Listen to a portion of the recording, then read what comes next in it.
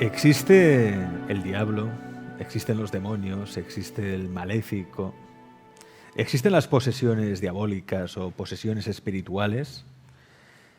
Si tuviéramos que hacer caso de la medicina oficial, muchos definen los trastornos típicos de una posesión, lo definen como una forma extraña de esquizofrenia. Pero esto choca con la realidad, por ejemplo, de un caso. En este mismo programa nos habló de ello el padre José Antonio Fortea, exorcista, y él nos habló en ese programa de cómo la familia de un chico con esquizofrenia que estaba ingresado, que había pasado por un montón de hospitales y que en ese momento estaba internado, esa familia acudió al padre José Antonio Fortea porque estaban desesperados, no sabían qué hacer con su hijo. Ellos creían que estaba poseído. Los médicos decían, bueno, nunca va a decir un médico o va a reconocer que una persona está poseída. Decía simplemente que tenía una forma rara de esquizofrenia. Al final consiguieron, a través de unos permisos, consiguieron oficiar un exorcismo a ese chico, a ese chaval, en el internado donde estaba. Es curioso porque después del exorcismo, al día siguiente, aquel chico ya no tenía ningún síntoma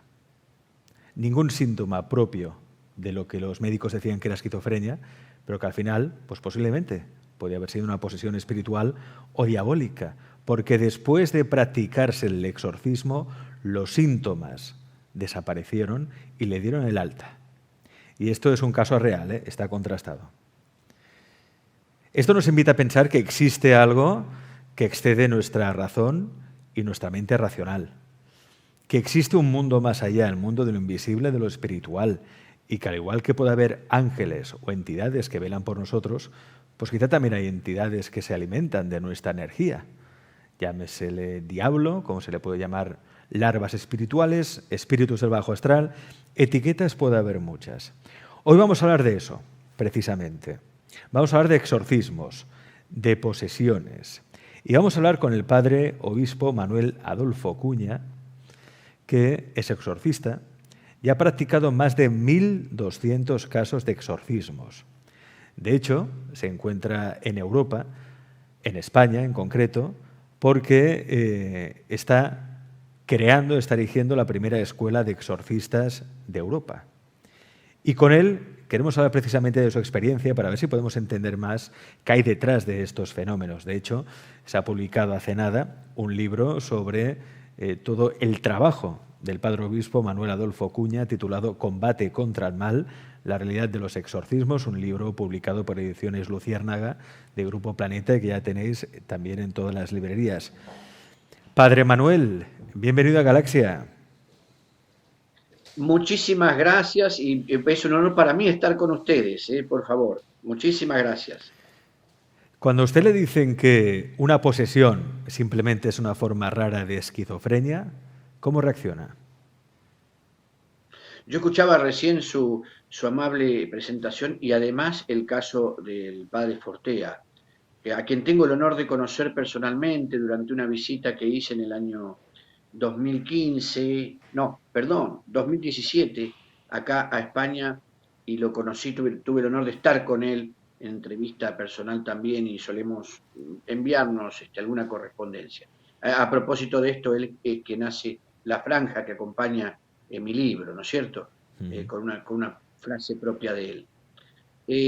Me acordaba yo de un caso de un joven que llega atraído por su familia también a la parroquia allá en la Argentina. Era un joven que estaba internado hacía muchos años y la familia con en ese momento con mucha valentía, porque de verdad lo habían retirado del psiquiátrico nada más que para traerlo a la iglesia. Había llegado a una situación totalmente comprometida, con manifestaciones, con espumas en la boca, este, y en presencia nuestra dentro del templo se orinó. Fue una cosa muy, muy tremenda, con 18 años este jovencito. Y le practicamos un exorcismo, por supuesto, porque hemos visto todo lo que estaba significando esa opresión en su vida. Los padres decían que no había tenido ningún progreso en el ámbito del psiquiátrico, y bueno, y supimos que con el tiempo que había estado muy bien, ¿no? Que no había vuelto al psiquiátrico. Pero me llevé una sorpresa. 2 años, en una misa, me saluda un joven, pero una presencia exquisita, saludable. Digo, no, la verdad que no, era este joven. Me sabe que nunca había vuelto al psiquiátrico y estaba estudiando en la facultad. Así que yo creo profundamente que hay situaciones en las que, bueno, donde se termina lo natural, comienza lo sobrenatural, y gracias a Dios hay muchos especialistas de la salud mental que también están interpretando esta dimensión ineludible de la vida humana, que es la dimensión justamente de lo espiritual, invisible y por supuesto trascendente. Porque ¿en qué momento o cómo se sabe, padre, cuando deja de ser una enfermedad mental para convertirse en algo más, para decir que es una posesión? Muy bien, exquisita pregunta, señor. En mi trabajo en la Argentina, yo me supe rodear de médicos, psicólogos y psiquiatras para hacer esta distinción. ¿Por qué? Porque una cosa es que una persona toca la puerta de la iglesia y diga, ah, tengo una posesión, bueno, venga, pase y le hacemos un exorcismo. No, le estaríamos haciendo un daño muy grande a aquel que se encuentra agobiado por un problema de salud mental. Nosotros, a partir de el trabajo de la Escuela de Exorcistas Evagrio Póntico en la Argentina, que ya lleva 8 años, sí, 8 años de trabajo, nos supimos acompañar, dejar acompañar y además pedir la asistencia de los médicos y elaboramos una especie de, digamos, hoja de ruta que hacía las veces de, ¿cómo se dice? La cartilla médica de la persona, la historia clínica, perdón, la historia clínica de la persona, y donde se completaban los datos, muchos de ellos orientados por los médicos, que debía completar nuestra persona agobiada. Y eso se lo presentamos a los doctores. Mientras tanto, mientras ellos evaluaban si es que había una medicación que ya tomaba, si había antecedentes familiares, todo lo que se corresponda al área de la salud mental, nosotros sosteníamos las entrevistas con la persona en cuestión para ver los aspectos más, llamémoslo así, distintivos de la posesión que se pueden ver en una entrevista, se pueden tomar en cuenta como rasgos distintivos de lo que es una clásica posesión espiritual. Así, completando uno y otros datos, nosotros decidíamos en conjunto la aplicación de la técnica, ¿no es cierto?, del ritual del exorcismo. Y llegamos a una conclusión bastante interesante, en algunos casos en común junto con los médicos, ¿no? Muchas personas sienten una voz que los invita a lastimarse o a hacerle daño a otros, una voz que les sugiere, como decimos, actitudes y pensamientos negativos y peligrosos contra sí mismo y contra los demás. Y esa voz muchos la sienten adentro y otros la sienten afuera. Conversando con los doctores, distinguimos que cuando la voz procede de dentro de la persona, es muy probable que estemos ante un problema de tenor psiquiátrico. Mientras que cuando la voz procede de afuera, como hablando al oído, susurrando, ¿no es cierto?, hacerse daño o hacer daño a otros, con amenazas incluidas a la persona si no lo hace, es muy probable que estemos ante una opresión espiritual, una opresión demoníaca. Esto es muy interesante. En el 2015, fecha que yo me confundí por este otro acontecimiento que le voy a contar, en el 2015 presenté en la Argentina mi trabajo Ritual de Exorcismos, una compilación de diversas fuentes cristianas de las oraciones más eficaces de todas las tradiciones. Ese libro fue presentado por 2 psiquiatras, dos profesionales de la salud mental.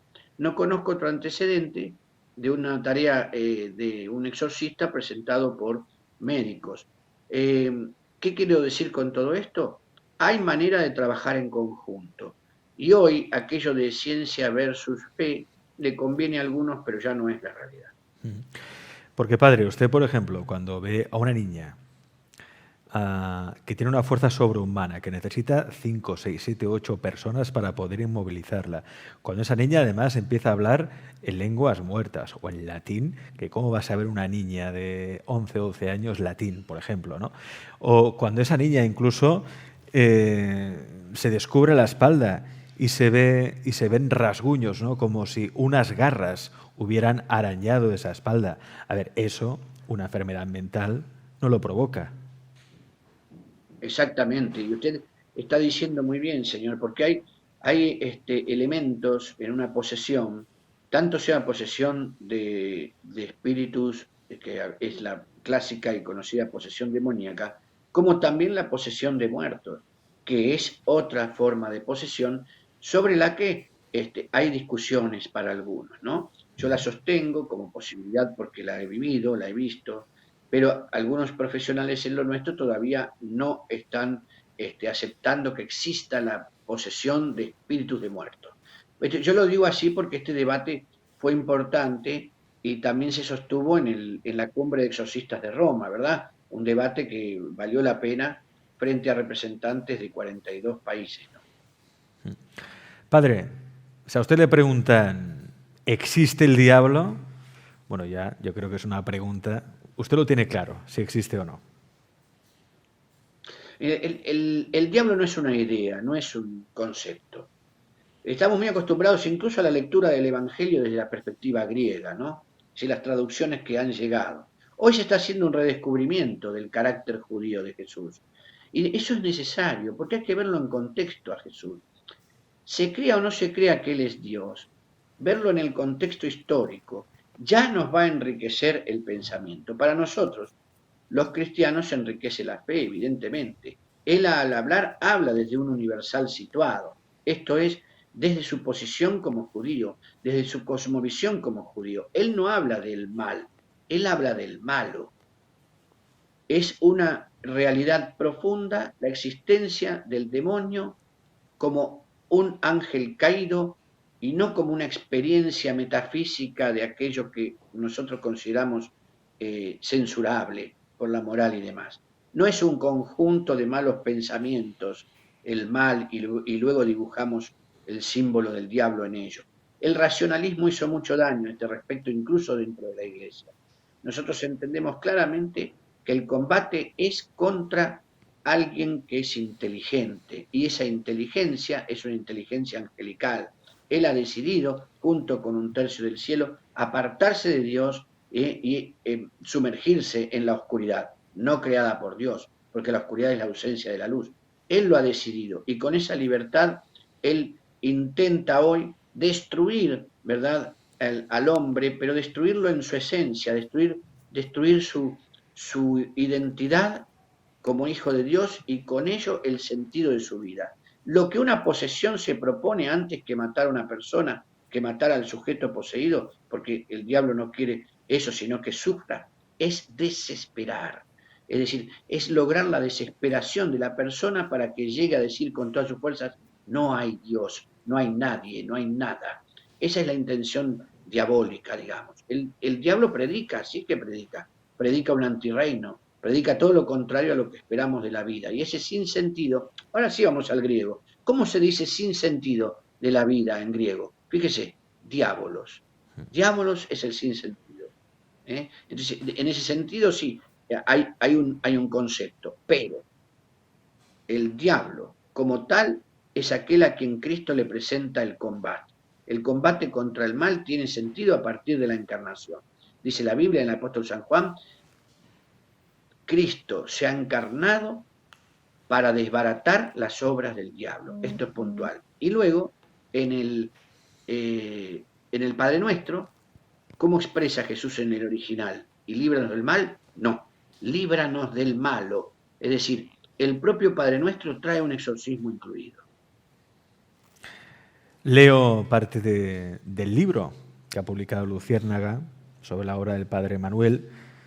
Habla de un caso en el que una familia pues, recurrió obviamente al padre, una familia que estaba desesperada y que sufría, precisamente por esto que decía el padre, que el objetivo del diablo es el sufrimiento, provocar sufrimiento, ¿no? Dice así, cuando su madre, la madre de esta niña, que parecía estar poseída, asistió al centro de salud, pues había ausentado para ir a buscar a una profesional particular, al día siguiente pudo constatar el lamentable estado de su hija, que no había recibido aseo alguno y que en su agotamiento señalaba una impostergable decisión. La profesional que acompañaba a la madre pudo ver algo sorprendente al desatar a la joven. Su espalda tenía rasguños como de garras que la cruzaban de lado a lado. Esto es lo que decíamos antes, esto no es un problema psiquiátrico, es decir, aquí hay fenómenos que se escapan a nuestro entendimiento y es aquí donde el exorcismo puede ayudar realmente a esas personas. Cuéntenos, padre, ¿cómo se desarrolló este caso para entender mejor, por una parte, la casuística de los exorcismos y cómo se soluciona realmente una posesión espiritual? Bien, muchas gracias. Yo estoy tan agradecido a usted, mi amable señor, y a Galaxia y a todos los buscadores, porque esto es un espacio de medicina preventiva. Cuando uno conoce, puede dominar, porque el que denomina, domina. Entonces, conocer esto a través de su programa tan amable, tan exitoso y tan serio, es ayudar a muchas personas a prevenirse de esto malo, que significa la presencia demoníaca, porque el diablo toma muy en serio su trabajo y no creer no nos va a salvar de las consecuencias. Se es libre para creer, pero el que cree algo más sabe de la vida. Este es el valor que tiene la fe como herramienta entre las personas, ¿no?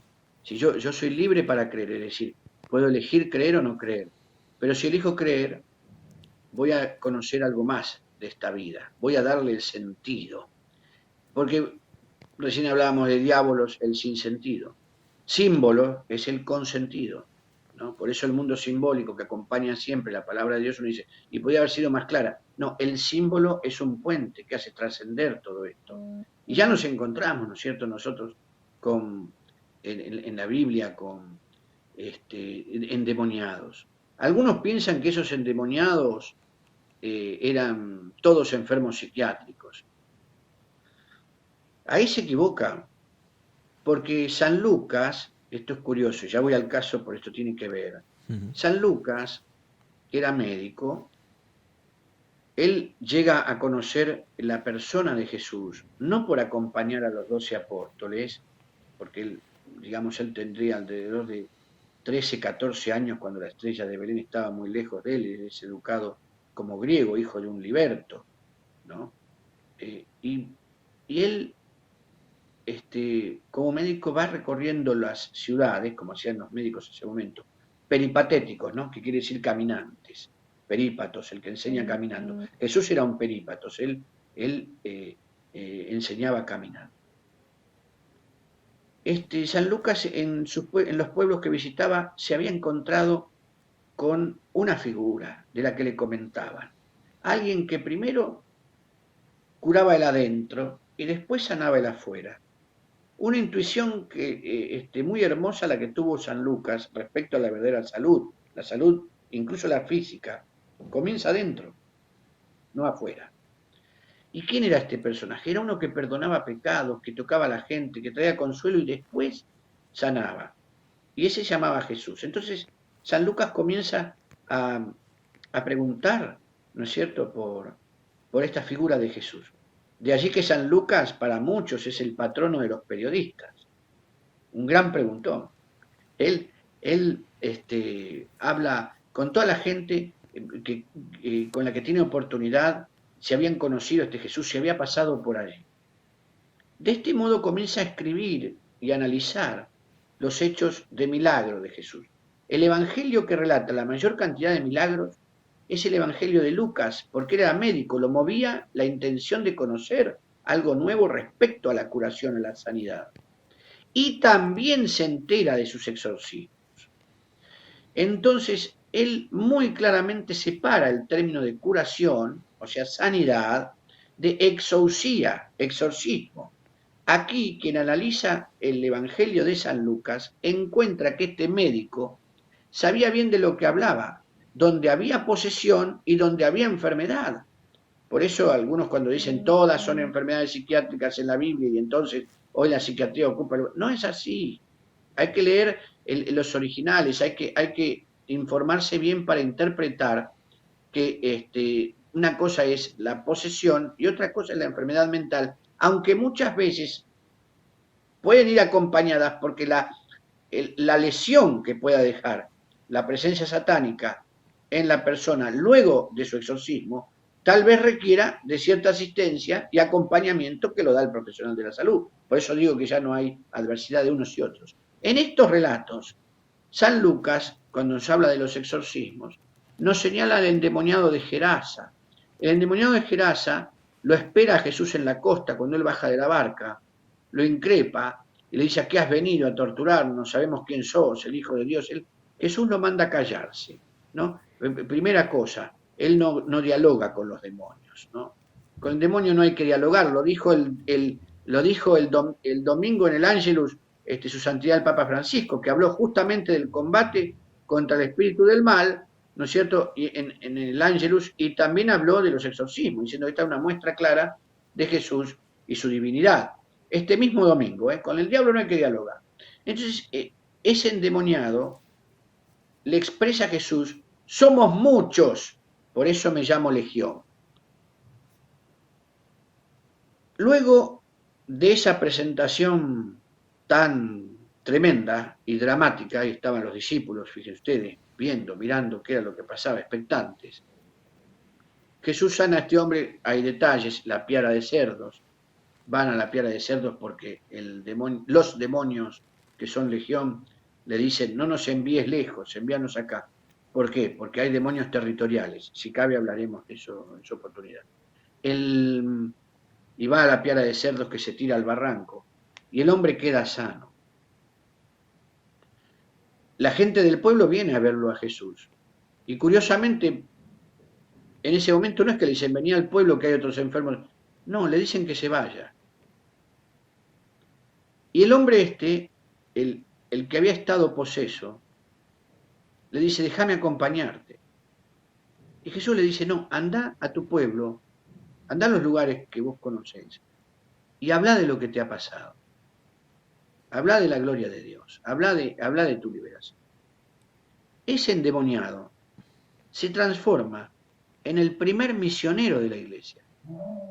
Un hombre que había vivido ese es nuestro perrito viejo, un demonio que había 14 años cumplidos, el perrito, un demonio, un grupo de demonios que abandona a esa persona, da lugar a una vida nueva para esa persona por el exorcismo de Jesucristo, y reitero, se transforma en el primer misionero de la historia de la iglesia, un exposeso. Ese grupo de demonios es el que estaba presente en esa joven. Legión, el mismo grupo que había enfrentado a Jesucristo, hablando en plural dentro de ella. Pero usted me preguntó por su historia. Una niña que desde los 10 años había vivido internada por diferentes motivos, hasta en el hospital de niños primero y luego como adolescente en el psiquiátrico, diciendo que se le aparecían personas oscuras, sombras negras, que le amenazaban y le decían que debía lastimarse y lastimar a otros, y que por supuesto torturaban su mente de día y de noche, porque el campo de batalla del diablo es la mente. Entonces, no encontrando respuestas médicas, su internación se agravaba por los hechos que le sucedían. Tanto es así que hasta llegó a tomar remedios experimentales. Los padres tuvieron que firmar para quitarle responsabilidad al grupo médico que la atendía, porque ya se estaban aplicando algunos remedios, parece de película y lo es, remedios experimentales con los cuales corría riesgo la vida de esta joven. Cuando en uno de esos brotes de lo que nosotros llamamos opresión y vejación demoníaca, es que llega esta doctora y le encuentra la espalda con estos rasguños, con estas garras cruzadas detrás de su espalda.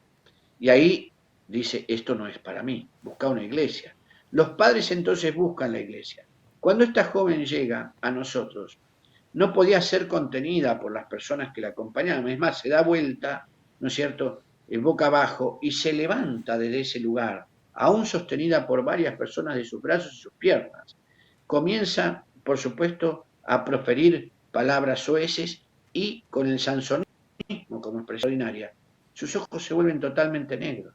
Comienza a hablar en otro lenguaje y a responder con el dolor que le produce la cruz y el agua bendita. Fue un exorcismo muy fuerte que en verdad agotó a este humilde exorcista que tiene delante, pero también vale decir que el exorcismo no lo hace uno, lo hace Dios, todo sea para la gloria de Dios. Uno solo se presta como embajador de Dios humilde a enfrentar el mal en obediencia a lo que Jesús manda, porque el exorcismo no lo inventó, ¿no es cierto?, la iglesia. El exorcismo Jesús lo practicó y Jesús mismo le indica a la iglesia que siga adelante con ello para la sanidad de la gente. El sansonismo era una muestra clara, ¿verdad? La hierrofobia era absoluta. Hierrofobia significa aversión a lo sagrado. Hay dos señales claras. Sus ojos ennegrecidos decían otra cosa. Cuando se habla en lenguas extrañas se llama xenoglosia y es el momento en que el demonio, esa xenoglosia, lengua extraña o lenguas muertas, pueden significar un llamado a otros demonios para que vengan en auxilio de quienes están en esa persona. Ella, durante el exorcismo, habló en tercera persona de sí misma. En tercera persona. Lastimala, nos gusta que la lastimes, nos gusta hacerla doler. Y todo eso estaba manifestando en el plural esa presencia. Cuando le dije yo, por la revelación de esas palabras, su nombre, Legión, su furia fue inmensa, su furia fue completa, porque ya había sido descubierto en quién era, quiénes eran en ese caso. ¿Cuántos en número? No sabemos, porque los espíritus no ocupan lugar, ¿no es cierto? Son de una esencia de pensamiento, pero podrían haber sido miles. Ahora bien, al terminar el exorcismo, esta joven que tomaba alrededor de 40 remedios, al mes recibe también, como le pasó al padre Fortea y como nos pasó con el joven estudiante de medicina, recibe el alta, Señor, sin ninguna medicación que tomar. Se transforma a partir de ese momento también en una misionera, en mi mano derecha, porque sabe tanto de la forma en que los jóvenes se hieren, de las consecuencias de una medicación, casi como una médica. Conoce qué hace, qué puede hacerle al ánimo, al cuerpo, cuáles son las consecuencias de las recetas médicas. Yo a partir de ese momento, sentándola cerca mío para atender a otras personas, le decía, ¿qué remedios toma? Tal y cual. Y ella relataba, esto le va a hacer esto le hace aquello, esto le hace otro. Con una firmeza de palabra, pero también con una experiencia que le dio sentido a todo lo vivido, ayudar a otros. Se transformó, como fue en aquel caso de Jesús, también en una misionera. Ella, de hecho, es Laura, ¿no? Es lo que se conoce, mucha gente conoce como el exorcismo de Laura, que tenéis material abundante en internet sobre un exorcismo que en su día se hizo célebre y que ayudó también a comprender mejor qué es ese mundo espiritual que nos envuelve, porque a veces creemos que la vida es lo que se puede ver con los 5 sentidos, lo que se puede tocar o percibir con los 5 sentidos, y no. Hay una realidad que nos supera, que está más allá, que es la realidad espiritual, y por eso tiene mucho sentido el trabajo de personas como el caso del padre obispo Manuel Ocuña, que es exorcista y rector de la Escuela de Exorcistas de Europa.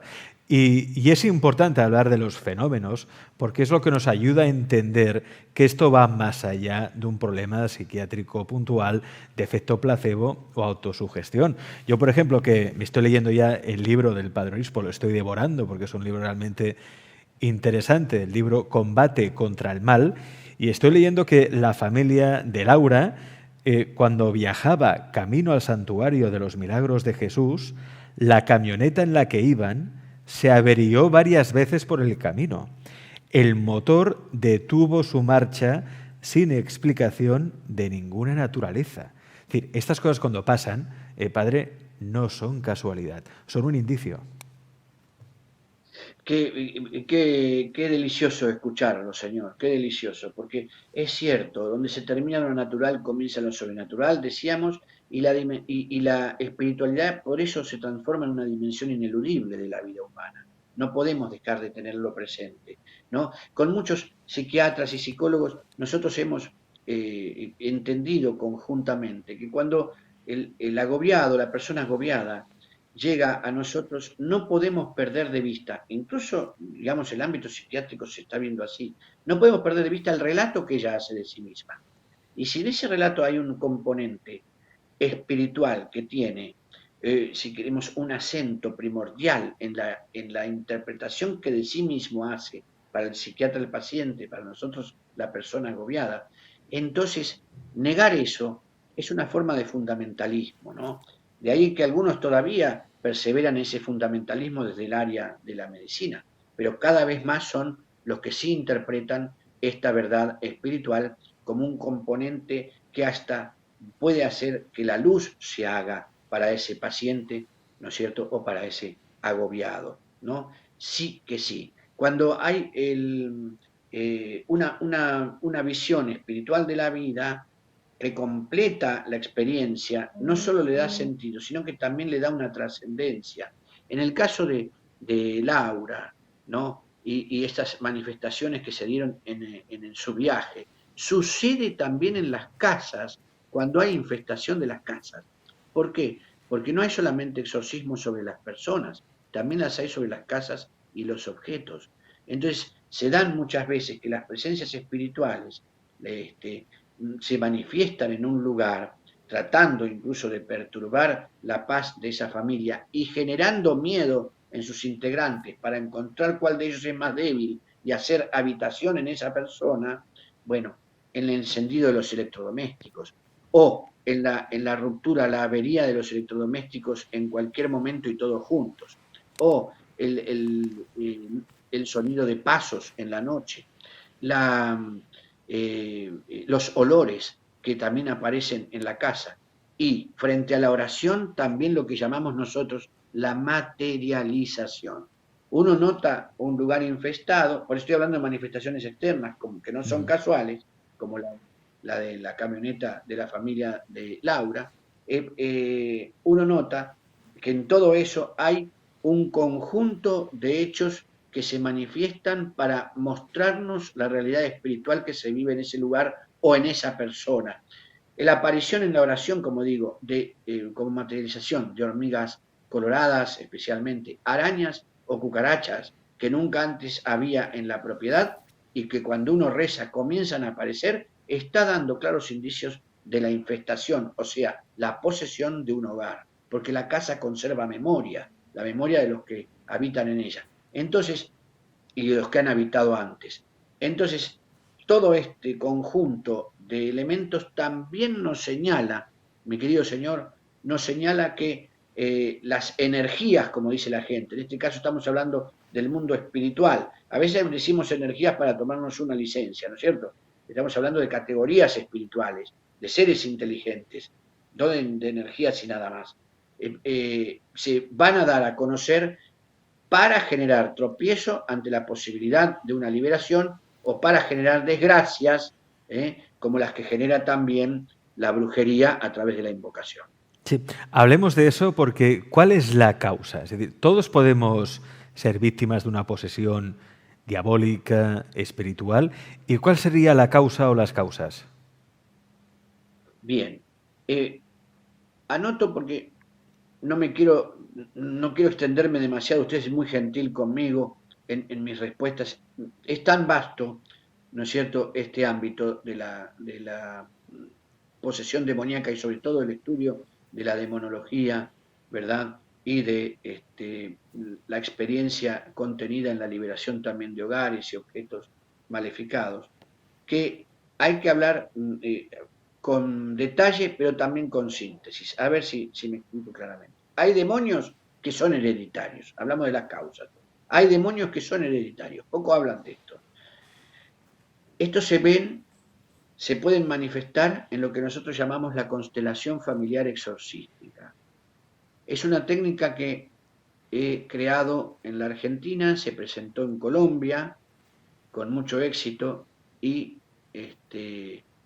allí está trabajando grandemente el padre Camilo Piedrahíta Montoya, un sacerdote que yo ordené en mi condición de obispo en ese país, un gran exorcista, por cierto, un buen discípulo y un gran sacerdote, que, que en esa constelación nosotros, como digo, podemos distinguir la presencia del espíritu maligno y la presencia del ángel acompañando la historia familiar. Esto ha traído revelaciones impresionantes para los constelantes. La constelación familiar exorcística denuncia la presencia, por ejemplo, de demonios que vienen acompañando las generaciones a partir de la dureza de corazón de alguno que, habiéndolo invocado o habiendo dado lugar con las acciones de su vida a eso, hace que ese demonio acompañe la vida de una familia a lo largo de su historia. ¿Quiere decir, padre, que al igual que tenemos un ángel de la guarda, podemos tener un demonio de la guarda que nos acompaña? Sí, sí, sí. Y muchas veces hay ángeles que no aprovechamos en nuestro combate contra el mal. Y esto me ha pasado en alguna constelación familiar exorcística. Por ejemplo, ver al ángel estar fuera del circuito familiar. Y a la pregunta de por qué estaba allí, la respuesta fue clarísima. Porque nadie me ha llamado para ayudar. ¿Por qué desperdiciar las fuerzas espirituales de la luz? Porque a veces en generaciones completas no se nombra a Dios y no hay espacio vacío, hasta la física lo dice. Si nosotros a nuestros niños y a nuestros jóvenes no le hablamos de Dios, el diablo le... ¿Por qué tenemos tantos temas con entregar la Biblia o enseñar la Biblia, ¿no es cierto?, a los chicos, cuando después lo que repartimos en las cárceles son Biblias? Entonces, el hecho de la fe no es una cuestión reservada al domingo folclórica. Una posesión no llega porque sí, excepto con las víctimas del alma, que son personas santas, ¿no es cierto?, que dan un testimonio de ello a través de la posesión y su sufrimiento, un testimonio de la presencia y la realidad del mal al que hay que combatir. Y Dios dice, alerta, cuidado. En la constelación exorcística nosotros hemos visto cómo la persona que actualmente está sufriendo el embate diabólico el tropiezo en su familia, o el tropiezo en su economía y el tropiezo en su vida afectiva, se vuelve exorcista. Y con nosotros, con el exorcista, compartiendo la autoridad exorcística, ella misma convoca al ángel y expulsa al mal. Y cambia la vida e incluso cambian los diagnósticos. Mi amable señor, hemos tenido casos en los que una chica se estaba quedando totalmente ciega, ya no había manera de darle en los lentes, en las gotas que recibían sus ojos, darle oportunidad a ver, desesperada por la posibilidad de quedar totalmente ciega. Fuimos a la constelación exorcística para ver las causas espirituales de todo ello. Y al encontrarnos con el ámbito de la brujería y con la ausencia, como digo yo, de los ángeles y la invocación de ella para que se presenten a ese punto de su vida familiar y de su vida personal, expulsando aquello que había sido una herida en la mirada de sus antepasados, una herida en la mirada. Se detuvo por completo su enfermedad, se detuvo, no quedó ciega. La constelación familiar exorcística ayuda en mucho. Decimos, hay víctimas del alma que son testimonios verdaderos de Dios. Y hay otros que llegan por la práctica de la brujería. Es decir, hay criminales en la brujería. Hay hechos criminales en la brujería. Esto es, el que encarga una brujería es el que aprieta el gatillo del arma que lleva el brujo. Hacerle daño a otro o enviar un espíritu maligno, un espíritu de muerto generalmente, como maneja el palo mayombe y demás, que a veces hay una publicidad bárbara como que lo malo es bueno y no es bueno. Entonces, en la práctica invocan muertos y los envían, esclavos de los demonios, a la posesión, y para hacer todo el daño posible. Y ahí es donde usted encuentra también una causal de posesión. Y otra causal de posesión es la comida maleficada. De esto hablaba mucho el padre Gabriel Amors, a quien tuve también el honor de conocer personalmente el año 2013 en Roma, ¿no? Fue el único exorcista que él recibió de Latinoamérica. Me entregó ese hombre un conocimiento maravilloso, el gran gladiador, ¿no? Ya está en el cielo, el gran gladiador de Dios en esta área, el combate espiritual, el combate contra el mal. Y él hablaba de las comidas maleficadas. Y yo he visto, mi amable señor, cómo puede ser ante un exorcismo una persona, ¿no es cierto?, devuelva, vomite fideos, un plato de fideos, cuando hacía 10 días que no comía fideos. Imposible.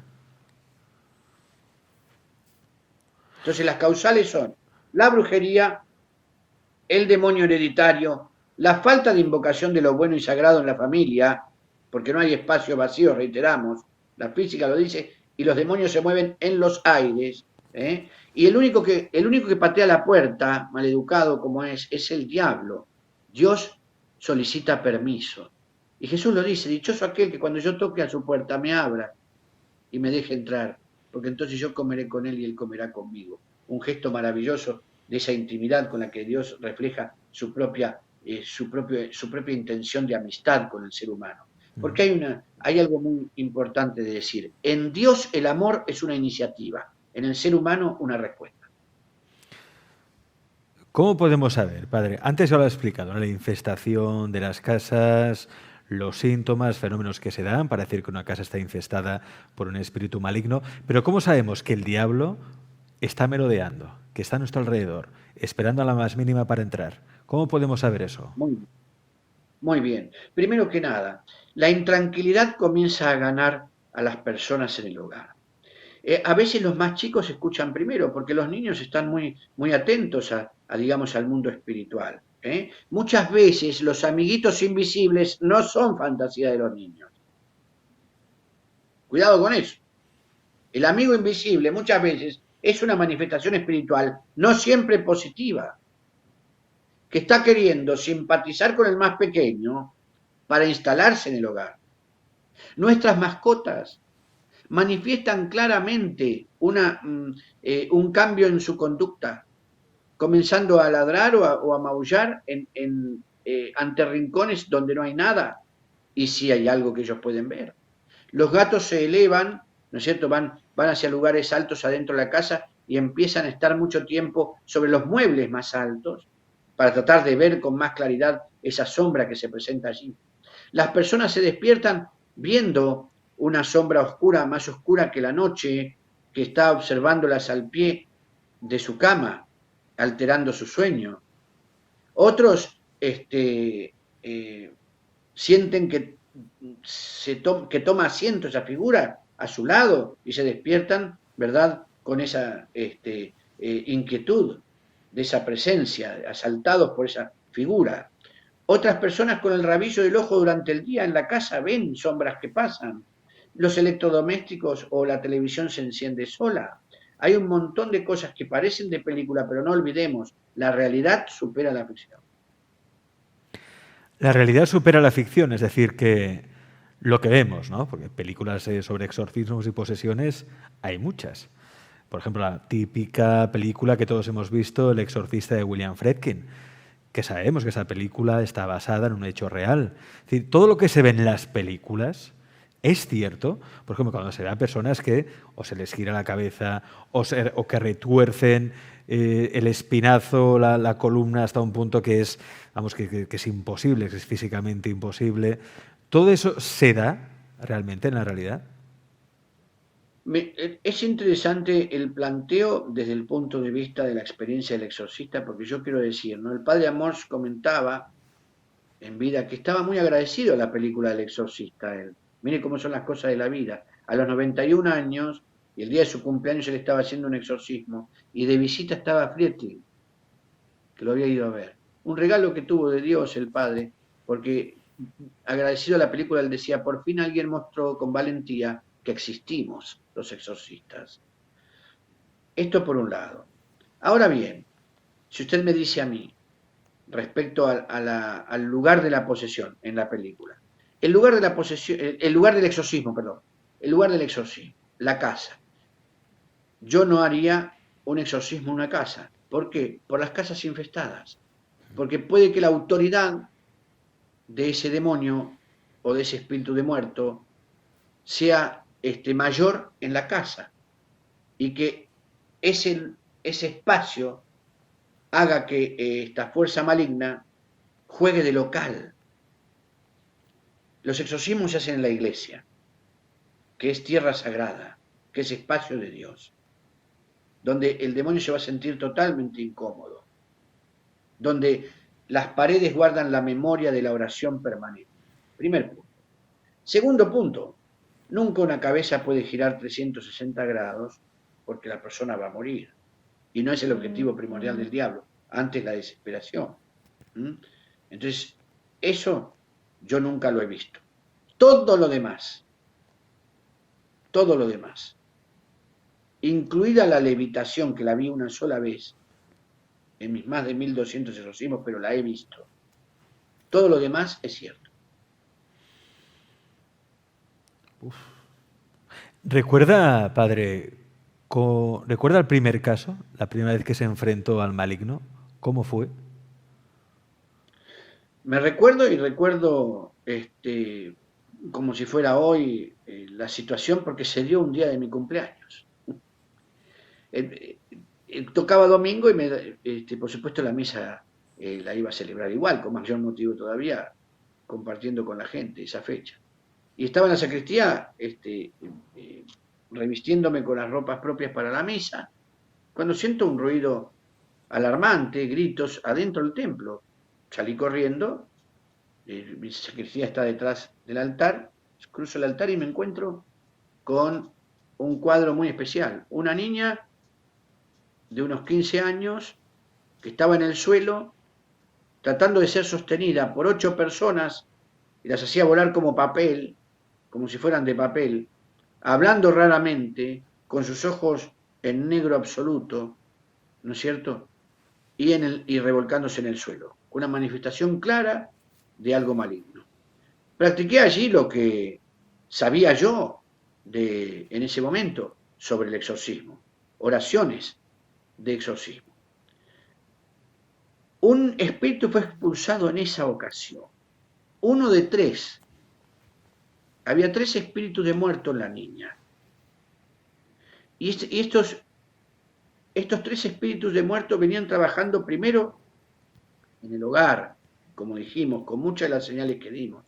Luego haciendo invasión, opresión en la vida de la pequeña, con 2 hermanitos que vivían ya asustados para ese momento de las reacciones de su hermana mayor.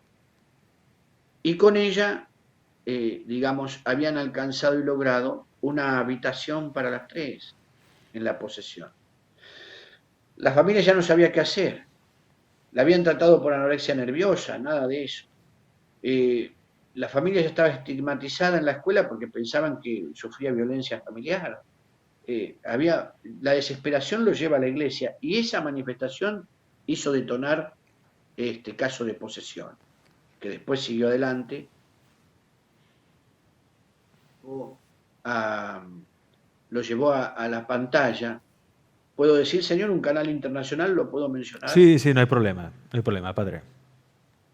El Discovery Channel llevó este caso, ¿no? A la pantalla. Pero una cosa curiosa, no está allí ni nada, es para usted. Cuando, cuando terminó esa primera fase, ese primer exorcismo, yo le pedí a la gente que me diera unos minutos antes de empezar la misa. Y lo que hice inmediatamente fue subirme a mi automóvil, agarro la llave del auto, abro la puerta, me siento, y aún con la llave en la mano, para dar una vuelta, aún con la llave en la mano, se cierran las perillas de las puertas, se encienden las luces altas y bajas, empieza a sonar la bocina, yo con la llave en la mano, durante 5 minutos, prisionero adentro del auto, con esas manifestaciones clarísimas en la puerta de la iglesia. Supe que habíamos intercambiado tarjeta de presentación con el diablo y que a partir de ese momento mi tarea me iba a llevar a ser visitado por muchas situaciones de estas de agobio y de quebranto. Avisada la iglesia, me cede el permiso, me dice, bueno, te dedicarás, y por obediencia acá estamos, 18 años después. Se le reveló entonces su misión, que era combatir el Así es. mal, combatir al maligno. ¿Nunca ha llegado, padre, a temer por su propia vida o a llegar a ser poseído por el propio diablo? No, la posesión no para nada, mi amable Señor. No. Creo mucho en la consagración que he recibido y, y sé que este es un trabajo de absoluta humildad y confianza puesta en Dios. Si uno no confía, no sale al campo de batalla. Le confieso otra cosa. En miedo tampoco he sentido, ¿eh? ¿Pero por qué? Porque tengo esa confianza, pero rezo mucho todos los días. Rezo mucho todos los días. Sé que estoy en una trinchera. Rezo mucho. No me, estoy alerta, atento, no tenso, pero alerta. Y otra cosa, ¿no? Que me ha sucedido. Eh, Cuando uno combate contra el mal, ya saben que en el infierno está escrito el nombre de uno, como un gran enemigo. Y a la hora en que va a haber un exorcismo, el día siguiente, yo sé cuando un exorcismo es muy potente por la presencia jerarquizada, porque los demonios tienen jerarquía, en la vida de la persona que va a ser beneficiada con el ritual del exorcismo, porque esa noche sí soy molestado. Esa noche se me interrumpirá el sueño, me encontraré en una situación de inquietud interior, que son todas las cosas con las que el demonio juega sucio para que yo llegue cansado al exorcismo. Es decir, hay un indicador que me señala la fuerza con la que llega esa posesión a nuestra presencia, a la iglesia. Pero la confianza nunca la melló el diablo. Yo confío mucho en Dios porque Dios es el exorcista. Uno es apenas un lápiz, como diría la Madre Teresa. Entonces nunca ha llegado a temer por su vida, nunca, ni siquiera en el caso quizá o más fuerte o más tremendo que le haya tocado vivir. Mire, ¿sabe qué? Si usted me dice temor, en algún caso lo que tuve prevención es ante el aviso de que grupos satanistas estaban atentos a mi trabajo. Eso sí. Y he recibido muchos llamados a las 3 de la mañana, levantado el teléfono y del otro lado escuchar tambores. Eso me llevó a tomar ciertas precauciones, porque no es cómoda la vida del exorcista. Si uno hace esta tarea, sabe que está a merced de otros, que, como digo, cuando digo a merced es del capricho y la maldad, que puede, en forma desprevenida, tocar su vida. Eso sí le voy a decir, le he prestado mucha atención, porque incluso me han tocado el timbre a las 3 de la mañana. Los sonidos de los tambores, de la brujería en el teléfono tampoco fueron graciosos. Y alguien alguna vez que había abandonado esos grupos, porque tenemos mucha gente que se ha convertido también, mucha gente que ha abandonado los rituales malignos, incluso un matrimonio satanista que ha dejado la práctica, me han dicho, mirá que te están prestando mucha atención. Bueno, yo, seguiremos adelante como Dios manda, pero eso sí me lleva a estar precavido. Es decir, hay más razones para temer a los vivos que a los muertos. Y sí, porque de repente el brujo también legaliza espacios, ¿no es cierto?, donde Dios no legaliza el mal. Por eso los brujos, y hoy hay que decirlo claramente, la brujería y la hechicería siglo XXI están a la orden del día. Entonces hay muchísima práctica de magia negra y hay mucha devaluación del mundo de la fe que también hace que se abone el terreno para el maligno. Si hay jugueterías donde se vende la Ouija como si fuera un juego, y la Ouija es una técnica de invocación espiritual, y si no creer no me salva de las consecuencias, entonces los vivos se convierten en herramienta del mal, de los muertos, ¿no? Ahí está el punto. Sí, los vivos son de cuidarse. Padre, usted es rector también, lo decíamos antes, de la Escuela de Exorcistas de Europa. Para matricularse en esa escuela, porque supongo que hay mucha gente que siente el llamado, ¿hay que ser sacerdote? ¿Alguien laico puede ejercer, practicar un exorcismo? Háblenos un poco de la escuela. Bien, yo tengo que antes que darle gracias a Monseñor Santiago Peláez Garrido de la Iglesia Luterana de la Buena Fe y a don Sergio Ruiz, un gran investigador que estuvo también conmigo en Roma haciendo la cumbre exorcistas. Él estaba haciendo el curso, a mí me tocó dar conferencia en esa cumbre del 2019. Que de verdad fue un antes y un después. Yo estoy tan agradecido a Roma que a través del Ateneo Pontificio Regina Apostolorum organizó la primera mesa ecuménica donde pudimos asistir los seleccionados por el Ateneo Romano para hablar de nuestras experiencias. Me tocó ser el primer latinoamericano estar en esa mesa, junto con un sacerdote anglicano, con un sacerdote ortodoxo, con un hermano pastor pentecostal. Fue algo maravilloso que también abrió un antes y un después para la investigación y el estudio del fenómeno de espiritual en sus diversas áreas, ¿no? Especialmente en esto de la posesión y la oración de liberación, porque se tomó en cuenta formalmente las expresiones y experiencias de otras tradiciones cristianas en el marco del trabajo exorcístico. Esto fue una novedad absoluta. Ahí me encontré con don Sergio Ruiz y a partir de ese momento hicimos una gran amistad, es un gran investigador paranormal. Y, y él hoy está también como responsable de esta escuela. La intención de la escuela es que se forme la mayor cantidad de gente posible en un ámbito ecuménico. No solamente para los cristianos, porque la práctica del exorcismo está en otras tradiciones religiosas también. Baste mencionar en el judaísmo, en el hinduismo, en el islam, hay exorcismos. La práctica de liberar las almas de los espíritus malignos cobra sentido en muchas tradiciones del libro. Entonces, nuestra intención no es solamente formar religiosos, religiosas. Toda persona ávida de conocer, porque como bien dice usted allí en nuestro lema, saber para vencer, es bienvenida. No todos nuestros cursos, conferencias y ciclos tienden a formar asesores en discernimiento espiritual, arbolistas en la práctica de las constelaciones familiares exorcísticas, ¿no es cierto?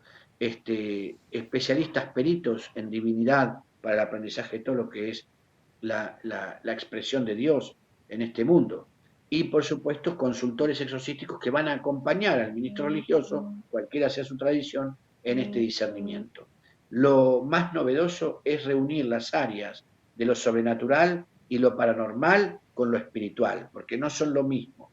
Y muchos no están, si queremos, entrenados, formados para hacer la distinción precisa entre estas tres categorías. Lo paranormal por un lado, repito, lo sobrenatural y lo espiritual.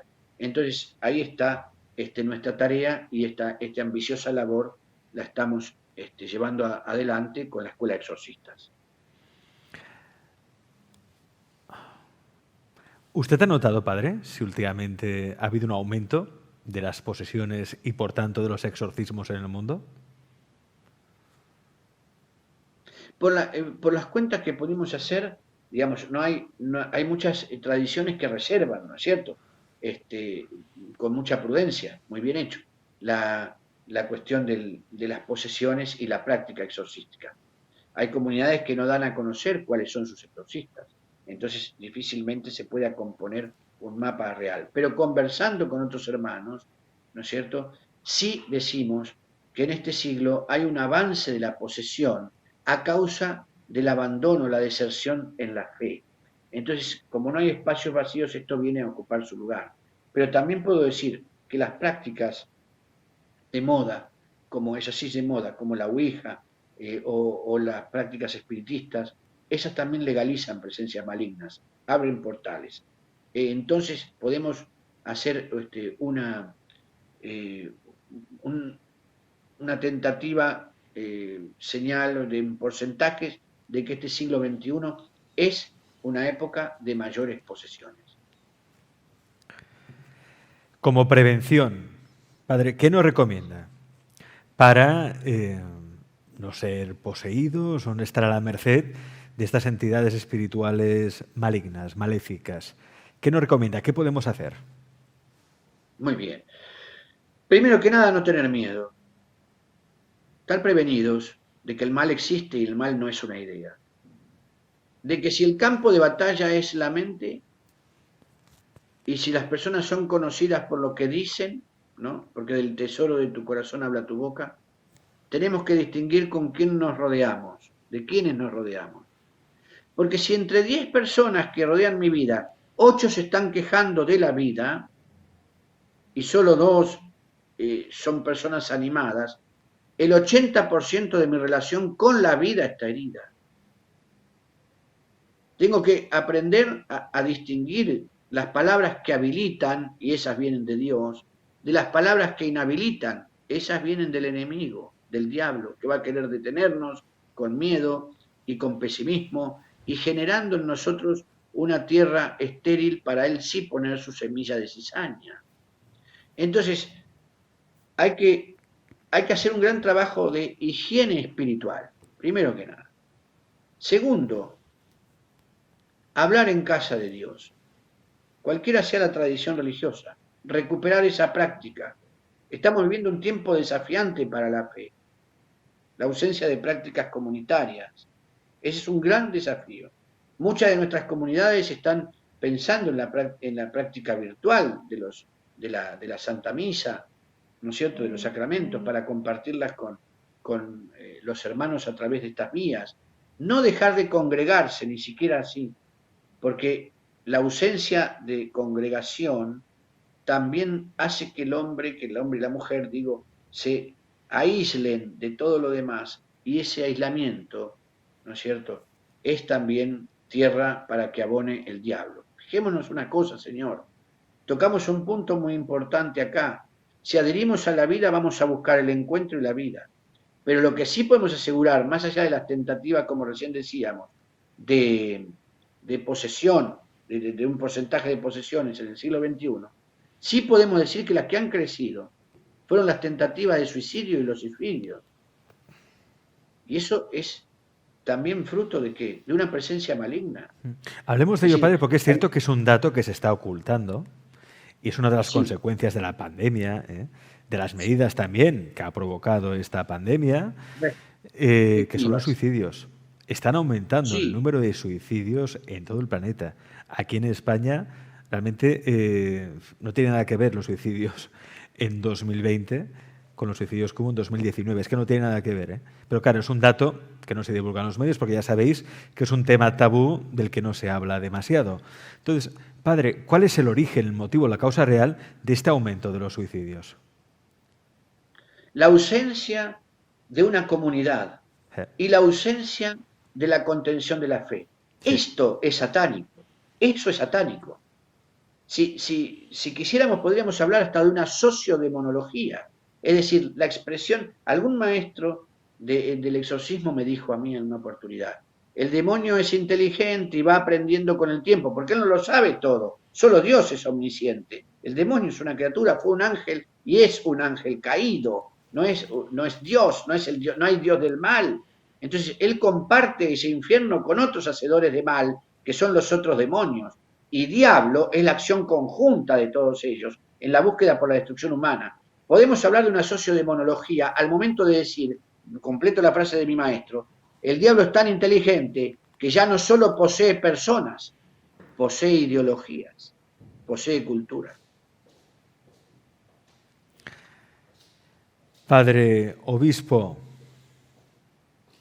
Manuel Acuña, gracias por estar hoy en Galaxia, por dar más luz sobre un tema, que yo sé que es un tema oscuro y que siempre suele ser un tema muy morboso y tremendista, pero yo creo que el enfoque que hoy le hemos dado con la ayuda inestimable del Padre Obispo Manuel Acuña es un enfoque más luminoso, es un enfoque mucho más positivo, no centrándonos tanto en lo fenoménico, que es interesante. ¿Por qué es interesante? Porque eso te demuestra que hay algo más y que esto no es un problema psiquiátrico y que esto no es una enfermedad mental, no es efecto placebo, no es autosugestión, hay algo más. Por eso es importante escuchar el testimonio de alguien que lo ha experimentado muchísimas veces, más de 1.200 exorcismos ha practicado nuestro invitado.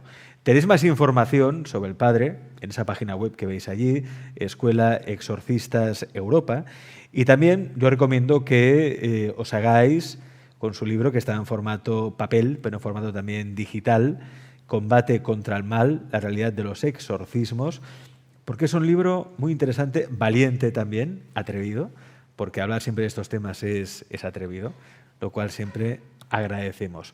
Padre, muchas gracias por estar en Galaxia. Para mí ha sido un tremendo honor, es un gusto y por supuesto me siento muy feliz por su permiso para esta conversación tan espontánea, a su equipo precioso. Decirle a toda la gente, la mejor prevención es conservar la fe, es orar, cualquiera sea su tradición. Aquí no somos proselitistas, Muy estamos bien. haciendo algo. Entonces, trabajar en ese vínculo con lo sobrenatural que siempre va a dar sentido a la prueba, porque cuanto más grande es la prueba, más grande es la bendición. Y eso quiere Dios para todos. Que Dios los bendiga, los proteja, los guarde, les alcance todos los anhelos de su corazón y atraiga todo ello envuelto en salud y alegría para sus vidas en el presente y en el futuro. En el nombre del Padre, del Hijo y del Espíritu Santo. Amén y amén. Muchas gracias, Señor. Un fuerte Gracias, abrazo de Padre. luz para usted y para todo su equipo y para todos los amigos.